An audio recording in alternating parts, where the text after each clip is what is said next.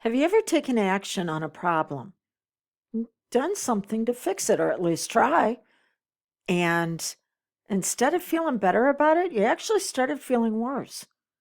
Maybe just the action of telling someone that you needed assistance. Oh, inside it just begins to twist you up. What is going on? Well, it could be that you're experiencing what's known as a shame episode. I had one of those just last week, I'm tell you about. And then you can look and see the different components that I'm going to share with you and how they played out in the story and what it means, how it relates to you, and what it is that you need to do to reveal yourself at your healthiest when these things show up. Okay. Shame is different than guilt. Shame says we're broken, we're flawed, and we cannot be fixed. Guilt simply says, hey, you violated a value. So do something to bring yourself back into integrity with that value, or maybe you need to change the value out and get a healthier one. Bad beliefs times fear equal the secrets of shame. It goes on inside, and no one on the outside can really tell what's going on with you because you seem to be such a high performer. You are high functioning. But at some point, when you're dealing with shame, it is going to continue to build until you pick up unhealthy coping habits just to get yourself some relief that will actually sabotage your success long term. So that's what we're working with today. Bad beliefs times fear equals the secrets of shame. And we're going to work backwards. We're going to start with shame and how it all began. But let me give you the episode that I went through last week. I had something where I need a professional in my life to assist me with it. And whenever I called and I was sharing the story of what was going on, I could feel it welling up inside of me. In fact, at times I was close to tears on something very simple in asking for assistance. And then after I got done and completed the call with them, man, I just could not shake the feeling that something was really, really wrong. And it took me about an hour to go, oh, yeah, this is shame. And I'll share with you what I did at the end of our time together today that you can start looking at how to incorporate into your own life. Okay. So, secrets of shame. How was shame? If shame is where we've learned we're broken, we're flawed, and we cannot be fixed. Well, how did all that begin? You accepted blame for something that wasn't yours. I was wrong versus I could do better. Guilt says, I can do better. Shame, no. See, there was somebody in your life or a group of somebodies that were supposed to be the ones who took care of you. And if they wound up hurting you or even harming you, well, the younger you assumes responsibility that somehow it must be your fault. And then this leads to an overstimulation of your system where you accept the responsibility for those around you that never belonged to you to start with. Now, how does that show up now in your life? Well, you'll accept responsibility for the people around you, for their actions, for their emotions, and their thoughts. Actions. You will take action to try to save them from their own consequences. Emotions. You will step in and overperform because you don't want anybody else to feel the hurt that you have felt. And mentally, you will be overstimulated to give them trust and give them respect that they did not earn. You will do what's known as a caretaking cover up. Okay, so my original story that showed up with the shame. At least what came to mind was I was 13 and my mom had to take me to the emergency room because I had gotten into a fight with my dad and he broke my arm. And she tells them whenever they're doing the intake that I fell down the steps. That's how I got the bruises, the welts all over me, and that's how I broke my arm. Now, the nurse, whenever she got a chance, she's like, yeah, that really didn't happen, did it? And I'm like, no. Got into a fight with my dad. Well, because of my dad's position, there was a cover-up that took place. And a few months later, because I was afraid to go home, because I was afraid I was going to get beat again, because I did something I wasn't supposed to do. I skipped school. I was actually charged with being a runaway and was put in front of a juvenile judge. And he's like, why didn't you go home after your dad found out that you skipped school? And I said, because I was going to get beat again. And if you look at my record, it's there of what he did. And he goes, yeah, but if you weren't an incorrigible child, you wouldn't have to be treated like this. And I was put on probation for 5 years. Okay. Caretaking cover-up. Now, maybe your situation wasn't as intense as mine, or maybe it was worse. But the secrets of shame say do not expose yourself by reaching out to someone and asking them for assistance when you're not safe, because you'll be hurt even worse. Keep everything in the dark. And again, what I did last week, all I was doing was reaching out to another professional going, hey, I need help with this. Never thinking that it was going to trigger a shame episode. Okay, so the secrets of shame, but we're backing up. Now we're looking at fear. Oh, here's a sidebar for you. If you have to tell someone repeatedly when you're at your lowest point, when you are your most vulnerable, when you are your most exposed, if you have to tell them repeatedly, and typically for me, that's 3 times. If you have to tell them how to assist you and treat you, I mean, how to assist you, yeah, I need help with this, but also how to treat you, they have not earned the right to be in that moment with you. My biggest imprint is reaching out to someone whenever I was told that I potentially had cancer. Wouldn't know yet. And so I was rallying my support system, and I reached out to somebody who said, what'd you do to cause this?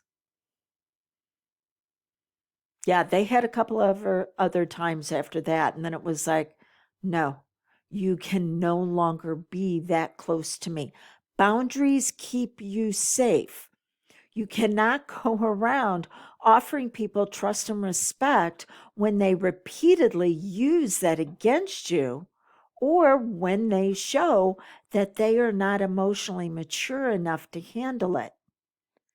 Okay, so fear is a reactionary state, and there are 2 types, immediate and chronic. Immediate is when you hear a bump in the middle of the night in the dark, and you're like, yeah, I need to get up and go see what that is. Chronic fear, though, is when you are overstimulated and you have no ability to control the environment. And this is how we get messed up on confusing passive with patience. Passive is chronic fear through learned helplessness. You've heard me talk about this before, the 4 P's of learned helplessness. It's personal. It's all about you. Wow, we already talked about it that at the beginning in a shame experience when you had to take on responsibility that never belonged to you. Okay, so you take it personal. It's permanent. It's always going to be like this way. This way, it's pervasive. It infiltrates every area of your life, and it is power over, power under, because your subconscious, which runs all of your habits and patterns, whether it's for pain or progress, your subconscious does not use language; it uses symbols. So the symbol in your mind for learned helplessness is you small and tiny, and you're all curled up waiting for that next hit, and it's looming over you like the boogeyman. All right, patience says that there's a potential in this situation, whether it's with another person, whether it's with an experience, but I see the potential, not the possibility. I'll talk about that in a moment. I see the potential, and we're going to put boundaries in place, okay? To where, yeah, things have to be earned, but we're also going to start using the best parts of us and ask the person that we're engaging with to bring the best parts of them. And together we can create something of significance.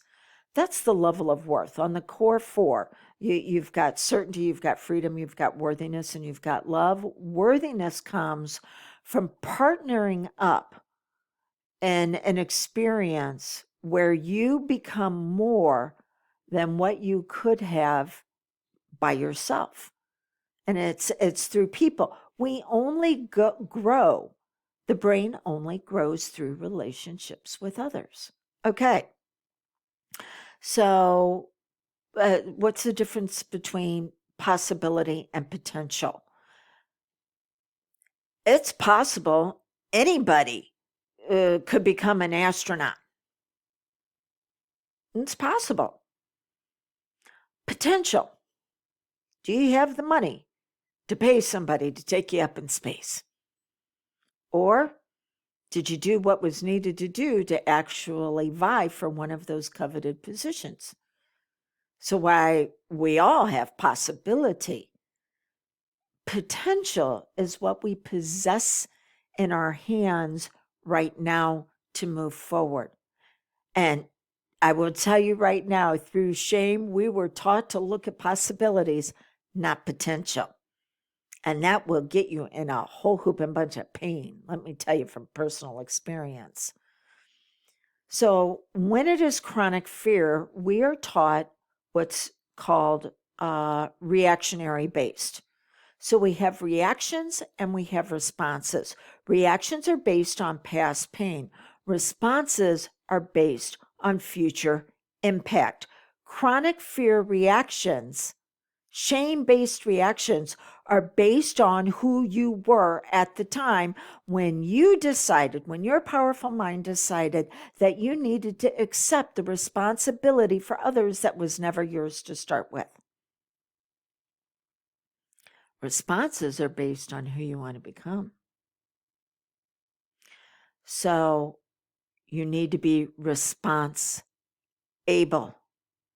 Going, okay, no longer going to keep quiet. I'm going to reach out to those that seem that they're competent and ask for their assistance. But if they cannot give it to me in the way that is needed, there will be consequences. That there are four types of boundaries. There is a boundary of, I don't need anybody's assistance. I can do this on my own. And that is quite healthy for a lot of things. Then there is, I need to ask somebody's assistance, and they're on the same level as me. So I'm going to ask them to do something, but if they don't follow through, then there are going to be consequences. Most of us are taught never to have consequences for someone else, and then we wind up paying them because somebody's got to pay the price.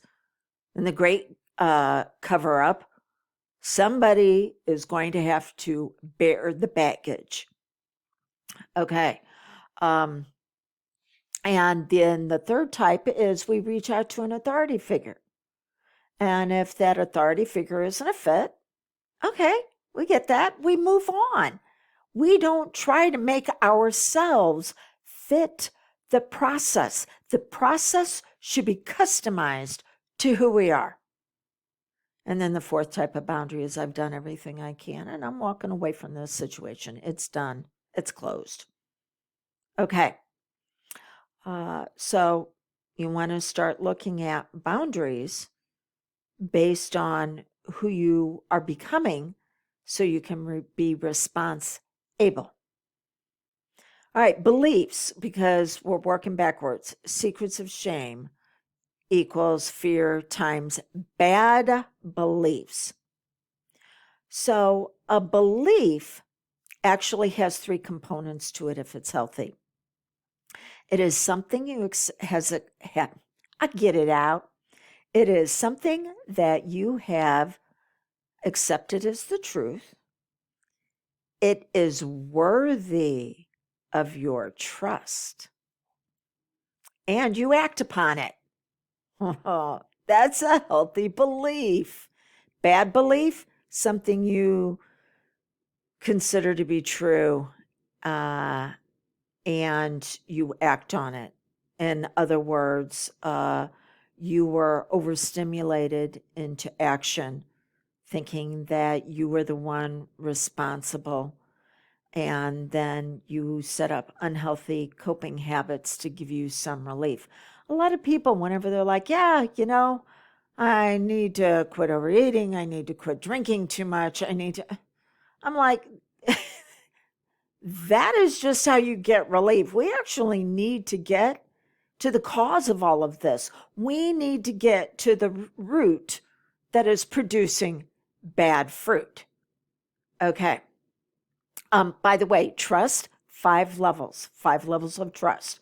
Number 1, they get you. Number 2, they are for you. Number 3, they are a person of character. There's values. Number 4, they have a track record. Number 5, the top level. Now the two of you can really create something significant. That is when you should be trusting them. Here's the thing. You will give dysfunctional trust because you know them. You get them. You're for them. You're the one that has the track record. You're the person of character. And then the 5th level, the top one, it all gets weaponized and used against you. They have to earn your trust and your respect. Okay. So a bad belief is missing that middle section where it's worthy of your trust. So your bad beliefs are simply incomplete. Okay, so what do you need to do to stop the self-sabotage and create the life you desire? When it is a shame episode, understand the younger you who learned how to dysfunctionally care and cover up for others at the expense of your self-confidence, your self-esteem, and self-worth, she's the one or he's the one that has been triggered. And overstimulating into overperformance is going to make it any better. So you just assure yourself, you're assuring that younger you that this is learned. It is incomplete, so it can be relearned. You're going to need to put into boundaries. Relationship bargaining at the expense of yourself is going to have to be stopped and replaced with trust and respect. And so we're actually looking at now a new formula. Brilliant beliefs times focus of fulfillment equals the story of success. So your brilliant beliefs, there are things that are absolutely phenomenal about you. They're excellent. And they have nothing to do with overcompensating and caretaking cover-ups. That has been a distraction from the destiny that is calling you forward. So what is absolutely brilliant about you? When I was in this situation last week, And after I hung up, and I'm like, oh my gosh, I'm in a shame episode. What's brilliant about me? I know how to ask for assistance. Oh, it had to be learned. Boy, I was the one that took care of everybody. My younger sister, I was 18 whenever I got married. And so she was 12. And I just discovered this a year or so ago. She said she cried and cried and cried because the one mom that she knew would take care of her had just left, had just abandoned her. Oh, that's another set of issues, right? Okay. So, brilliant beliefs. What did she have to learn? She had to learn at that point to take care of others. I did not, or take care of herself. I did not learn until I was in my mid 30s how to stop caretaking for others. It's been a journey. Yeah. Okay. Brilliant beliefs. I now know how to ask for help. I have my criteria. I have my boundaries. I have my rules of expectations. And then you take that and you times your focus of fulfillment. Your focus of fulfillment is what is the resolution that you're looking for? Not relief. Relief always equals bad habits in the long run. Focus of fulfillment says, I know I'm not going to feel good. I know this is going to be a challenge because I'm having to relearn how to do this in a healthy way. So I'm keeping my focus on that. And that will equal your story of success. And if it's a great story, you continue to add chapters to it. As long as you're here, you continue to discover even more of how to bring your light to the world. Because in case you haven't noticed, it's a pretty dark place nowadays. So it's time to turn your brilliance on even brighter. If I can assist you with that, then reach out for a complimentary coaching call and let's make sure that I'm the good fit for you, that I can customize things for you, not making you fit somebody else's process. Until we get together again, blessings on your brilliance and getting it out even brighter.